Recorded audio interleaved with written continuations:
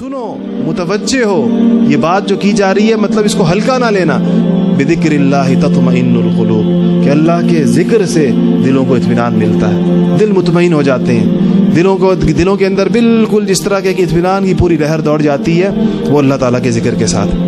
دیکھیں ایک پرسکون زندگی کا تصور کیا ہے. تھوڑی دیر کے لیے آپ اس کو سوچیں کہ ایک آدمی اگر زندگی کو پرسکون کرنا چاہے تو اس کا تصور کیا ہے، اس کے ضروریات کیا ہیں، اس کے لوازمات کیا ہیں، اس کے تقاضے کیا ہیں، کیا چیزیں زندگی میں آ جائیں تو پرسکون ہوتی ہے. سب سے پہلے تو ظاہر بات ہے کہ دل کی کیفیت.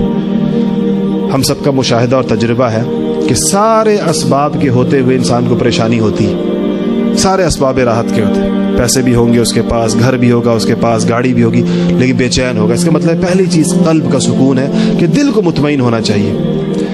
پرسکون زندگی کی دوسری ضرورت ہے کہ انسان کی ضروریات پوری ہو جائے، اپنی ضروریات کے لیے بہت زیادہ پریشان نہ ہو. جو چیزیں اللہ تعالیٰ نے اس کی ضرورت بنائی ہیں، انسان کو پیدا کرنے کے بعد کچھ چیزیں اس کی ضرورت طے ہوئی ہیں کہ انسان کو یہ چیزیں چاہیے ہوں گی، وہ اس کو مل جائیں.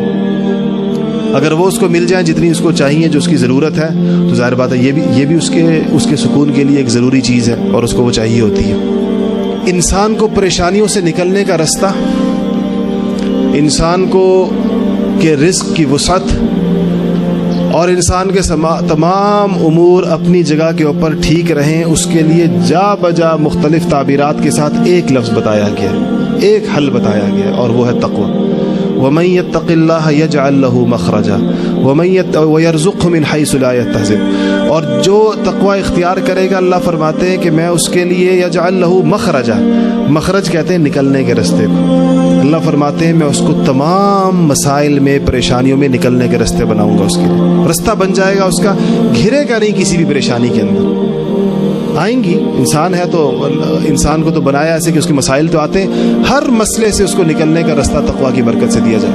یجعل لہ من امرہ یسرا، دوسری جگہ کہا ومن یتق اللہ یجعل لہ من امرہ یسرا. جو آدمی تقوی اختیار کرے گا، اللہ فرماتے ہیں میں اس کے معاملات کو آسان کر دوں گا، میں پریشانیوں کو دور کر دوں گا، چیزیں اس کے لیے آسان اور سہل ہو جائیں گی. ایسے ہی مومن کی آزمائش میں اور گناہوں کے وبال کے نتیجے میں جو انسان پر احوال آتے ہیں اس میں ایک فرق ہوتا ہے.